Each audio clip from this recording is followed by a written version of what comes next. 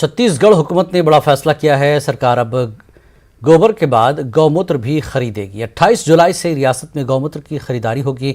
रियासती हुकूमत 4 रुपये फी लीटर के हिसाब से गौमूत्र खरीदेगी। हुकूमत के इस फैसले से रियासत के लाखों किसानों को फायदा होगा।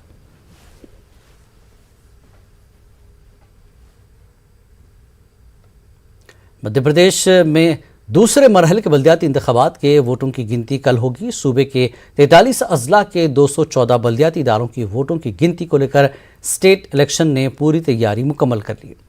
कल सुबह 9 बजे से होने वाली वोटों की गिनती में 5 नगर निगम, 40 नगर पालिका और 169 नगर परिषद के लिए वोटों की गिनती होगी। कल होने वाली वोटों की गिनती में कटनी, देवास, रतलाम, रीवा और मरीना के नगर निगम के मेयर की किस्मत का फैसला होगा।